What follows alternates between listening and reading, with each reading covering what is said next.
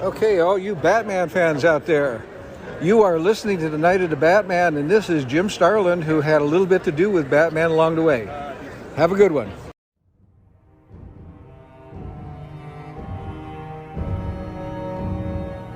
Hello, welcome to Night of the Batman. It's your host, Amanda. And I'm Alex.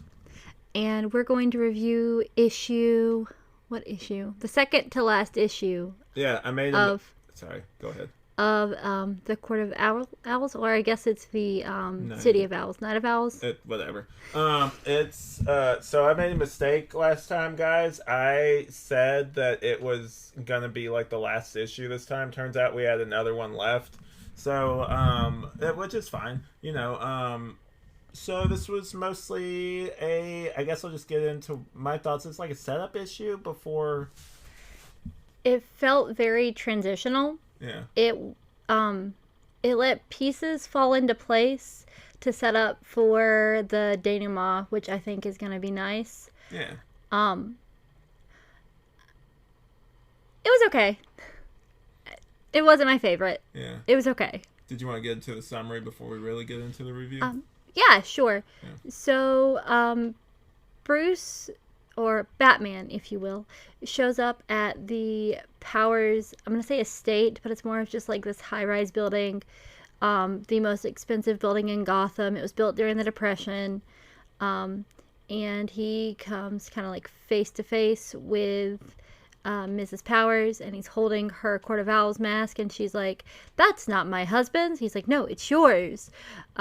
Where's your husband?" His was gone, and she was like, "He's out of the country." Blah. So he leaves, and turns out it was all a ruse. So she tries to call her husband. Alfred is tracking the call, and it kind of all clicks in Bruce's head of where he needs to go, and he goes back to the house from one of the earlier issues that he had gotten locked in as a kid and almost died. And boom, Court of Owls. They're all meeting, but they're dead around a table. They were all poisoned. And what did that remind you of really quick? Oh yeah, so the reason that we're reading the Court of Owls is because we watched Gotham Knights, and I wanted more context for some of the stuff that happened.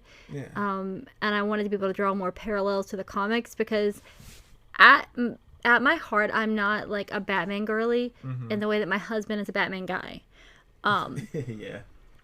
What? No, I was just agreeing with you. I just thought it was a funny sentence.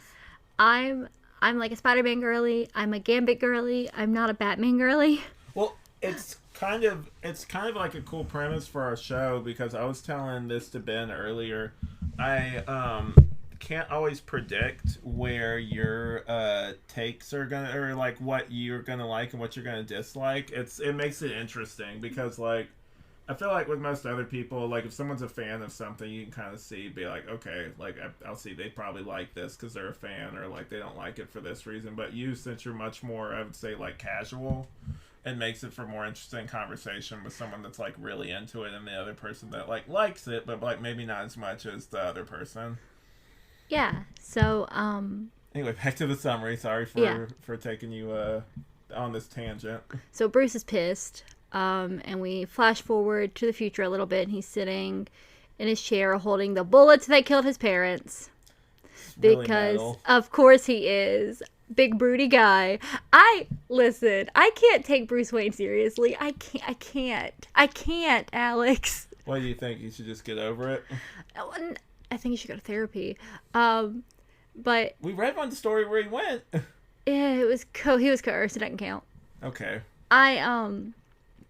No, but I think that, like, it's not a healthy response.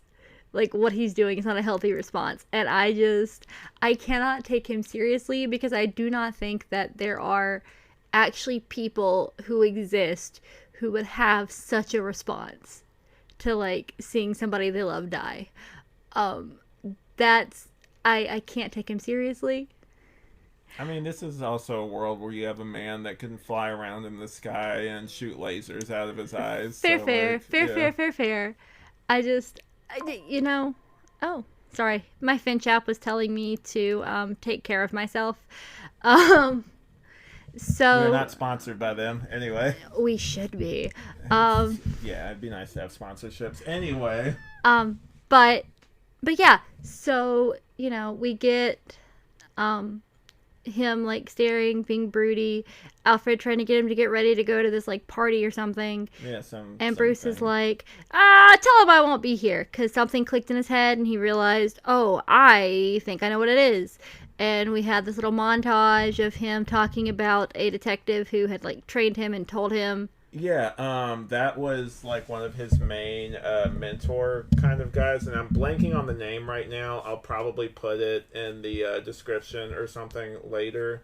But it's Henry Deckard. Deckard, yeah. Who appears in Gotham Knights. Yes. Yeah, and we're never gonna get a resolution to that, but whatever. Anyway, so that was kind of cool. And then I guess while I'm like having like a moment to talk about like connections and stuff. So Scott Snyder, when he wrote via an interview he did with Kevin Smith, said that whenever he was writing the Batman stories, that he would watch have Batman the Animated Series on the background as kind of inspiration / background noise. And so in Batman Beyond, there's a character named Derek Powers who is like one of the primary antagonists of the first season. He's like a billionaire who gets turned into like this glowing like creature who killed or basically helped kill Terry's dad. So like having the powers in here was like kind of like a little Easter egg. There's even stuff in further issues where like they even have him wear like a prototype of the Batman Beyond suit, Bruce Wayne, and it's like they have some throwaway joke about like, oh, this won't be viable until like decades from now. Basically, it's too expensive. But so like there's like little Easter eggs for fans of that. So I thought that was cool. But anyway, go on with the summary. So he goes to the orphanage that not orphanage, but children's hospital that Lincoln March had mentioned when they were talking a while back. And it all clicked into place that it was Lincoln March. It all goes back to Lincoln March. So he was right. Lincoln March catches him in like a net basically, and is like, they talk. He has his little villain speech, and he's like, "Who do you think I am? Who do you think I am?"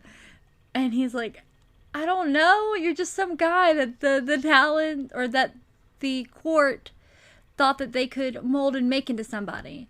And he's like, "Well, how'd you figure it out?" And he was like, "Oh, I saw you mentioned a misshapen heart pin that your mother wore."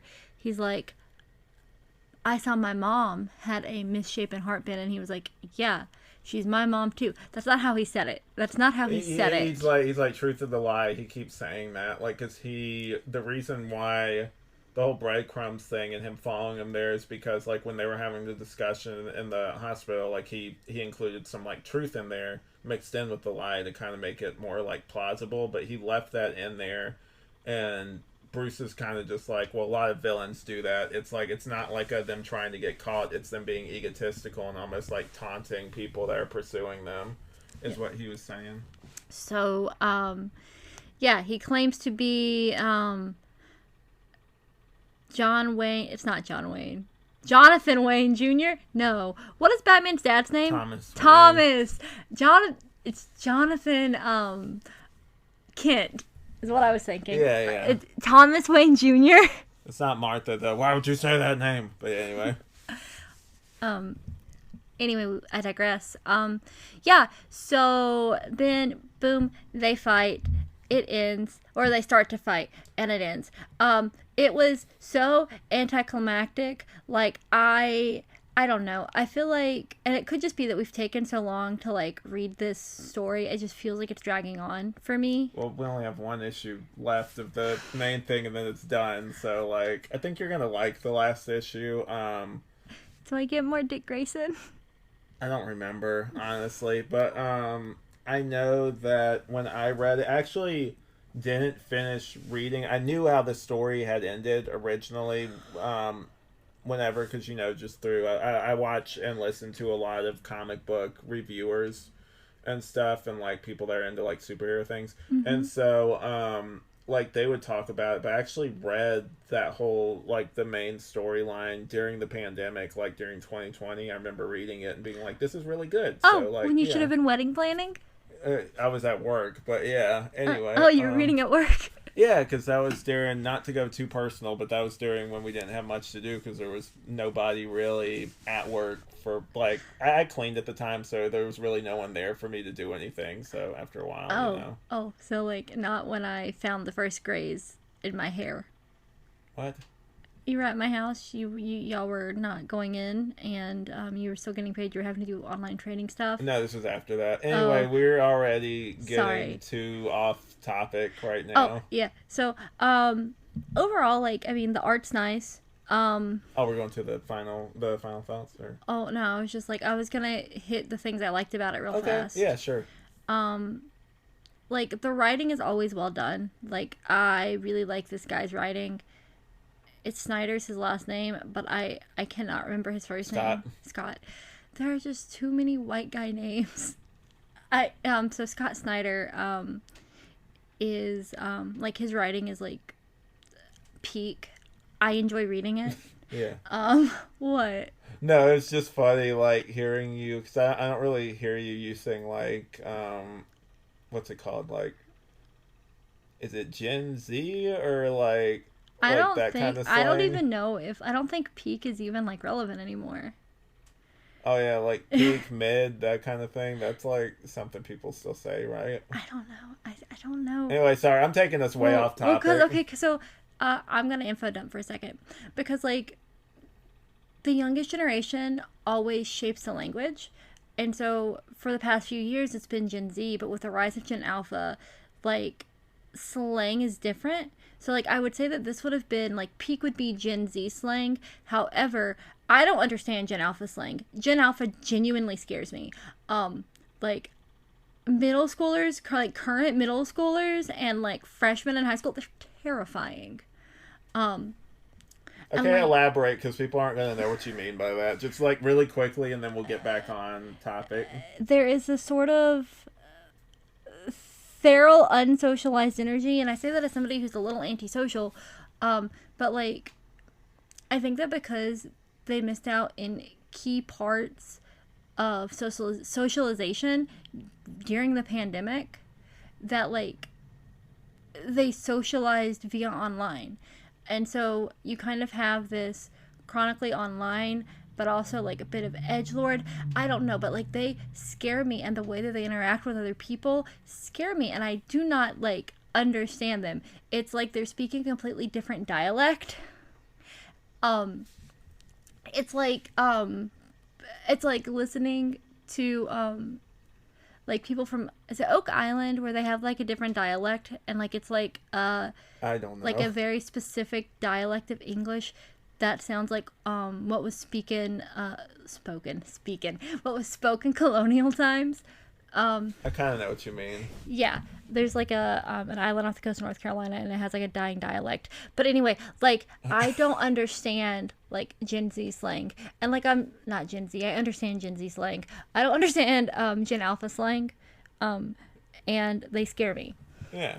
Anyway, so I just wanted you to explain, because otherwise people would be like, well, what does she mean she's terrified by them? But yeah, I always love the art that there's like a lot of really cool things in this issue. Like Greg Capullo really does a really cool, like, because he did like horror, he does a lot of like horror comics and stuff. Okay. Oh, go ahead, I guess. So it's off the Outer Banks of North Carolina. I'm sorry, I'm still stuck on the like specific dialect. It's called Hoytoiter, and it's spoken by people of the Ocracoke, like from like that area. It's wild. If you have a chance to YouTube it, you should. Anyway, back to the comic at hand. I agree that like the art is amazing, and I wasn't done. I'm sorry. Go ahead. No, you're okay. And like a lot of like Greg Capullo's art, he did Spawn before, which was much more of like, he's done a lot of horror comics, and like his art style definitely lends itself to that. There's a lot of really cool shots where Batman is like mostly in like silhouette, and like you see like these bats flying and everything, and it looks really cool. We had never seen Batman look like this, and I thought that was really, really cool and really helped this story stand out. Also, the writing's great. You can tell it's ramping up to like a big finale, and while like a lot doesn't happen in this other than like the court stuff and like it is a setup issue, I'll give you that. But I did really like it overall and thought that it was like definitely like a really good setup issue to me. But anyway, go ahead, you were saying something. Oh, I was gonna agree. Like, I like the art. Like, I like that it's horror, but it's not ugly. Because I think a lot of the times, like, horror art can lend itself to being not aesthetically pleasing. Yeah. And I don't like that. And it's fine if you like that. Like, everybody likes different things. That's fair. But I personally don't. Like, I don't like to look at something just because it's interesting. It also needs to be, like, pleasing to the eye, you know? Yeah. But I've already, like, gushed about Mr. Snyder's writing. Yeah. Because I appreciate it. I think that like what I've read of him is always extremely well written. He should just like consider like doing novelizations of like Batman stories. I think he can make that really interesting, and like the way that he strings a narrative, I think would be compelling. Yeah. What did you think of the twist? You had told me about it so many times that like I was not surprised. I was waiting for it. Whenever he died, I was like, oh, he didn't actually die. Like, I knew. So like it was not surprising to me, and I feel like it maybe if I didn't have all that background information going in, it may would have been like more like oh no, you know, like I'm trying to think of a good comparison and I can't. I'm so sorry. Oh, you're okay. So there's more to it. That's all I'm gonna say. Oh, I know. Like, can we're gonna save it for, even though we both know, we're gonna save it for the next issue, because that's probably gonna be a bulk of what we talk about, is like the that other aspect to it, basically, without going too far into spoilers. What's up? I do want to know, like, do they reveal why he was in the hospital? Like, he said he was in the hospital because he was sick, but do they like reveal why he was actually in the hospital? Like, what illness he had, what was wrong with him, why he was in there, you know? Also, additionally, I have so many. Yeah. I've got to nitpick for a second. Can I nitpick for a second? You just asked me a question and then I'm sorry. Didn't wait for me to respond, but I don't remember. I mean, possibly, but I just know that there's more to it. What were you gonna say though? Can I nitpick for a second? What's up? Okay. His name would not have been Thomas Wayne Jr. It could not have been Thomas Wayne Jr. because that would have made him the eldest son. But he's supposedly younger than Bruce. Okay, so, like, you do not name the second son Jr. Like, you don't. It, like, that goes to the firstborn. That's kind of like a right. Oh. So, like, I feel like his name cannot be Thomas Wayne Jr. Like, if you have multiple children that are boys and one of them is blank blank blank junior, that's going to be the oldest. And if it's not, then you obviously don't love your eldest child, because like it's a status thing, because you're passing the name down, and the eldest like is the like person who is like the head of the house. They would, like, in like England and stuff, they get titles, so like it's like handing a title down. And, like, that's what you're doing. That's what you're mimicking when you're naming your kid so-and-so junior. Like, it rubbed me the wrong way. Yeah. I'm sorry. No, you're fine. That's interesting. So, like, I like this issue overall. I know we don't do ratings, but, like, I think it's, like, a solid issue. And like, despite your critiques, I feel like it's still, pretty good. I mean, I have like no complaints. Like, it was fine. It was perfectly fine. Yeah. And so what I was gonna say is that because I forgot to address it off the top, we recently went to GalaxyCon and I got my book, Batman the Cult. I got it signed by Jim Starlin, who wrote that and also wrote Batman Death in the Family. You'll be hearing a special intro from him. He was gracious enough to agree to record a special bumper at the beginning of the episode, and so you guys will hear that off the top. By the time you've probably listened to this far in, you've probably already heard it. So yeah, so thanks, Jim, if you ever hear this. Yes, thank you very much. But yeah, what were you gonna say? I'll talk to you off mic. I had a better idea of what to do with the intro. I think that we should like review either Batman the Cult or Death of the Family, and like that's when we use it. Well, I want to use it for each episode just because it's one of those, like, it's kind of cool. But yeah, we'll definitely. I got some ideas for not just the intro, but in general for things I'm not going to say on here because, you know, things might change and I don't want to like promise something and then, you know, not deliver, because if anything, I am inconsistent, and he be like, "Let's record," and I'm like, I'm tired. I want to lay down. She's being modest. I have a job where I work outside, and so there's just some days, guys. I'm gonna be real with you. I love podcasting and I love doing this, but like there's some days where, you know, I just need to rest. So like sometimes it's her, sometimes it's me. Just kind of, you know, whatever. But yeah, so we are peek behind the curtain. We are going to do 2 releases.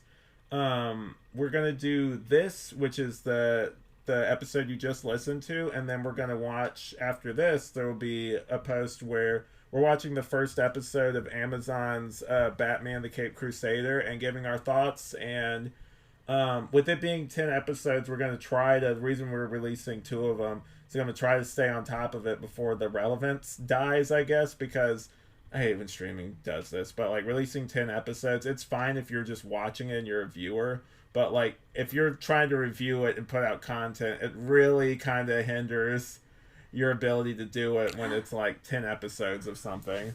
Yeah, although I feel like when they drop season 2 of Has Been and it's all together, you're gonna be happy. Although I think that they released season 1 like episode by episode, so I don't know. Also, peek behind the curtain. Recently, I have been watching Has Been and Has Been Hotel, which is on Amazon, and also Hell of a Boss, which I prefer. That's on YouTube. But yeah, it's kind of like irreverent, kind of fun. Like it has like demons in it, but it's very much like edgy, kind of edgy, but still has like really great character work, like sitcom kind of vibes for both of them. Mm-hmm. Yeah, even though like it goes places and the characters grow, unlike most like American adult animation where like they just kind of stay the same every episode.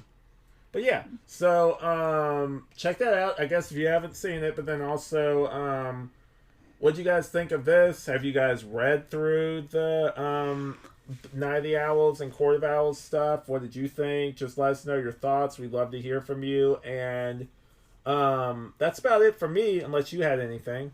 I'm good. I am chilling. All right, we got an episode of Caped Crusader to watch next, so we're going to do this together now. We will come up with an outro eventually. Eventually. Hey.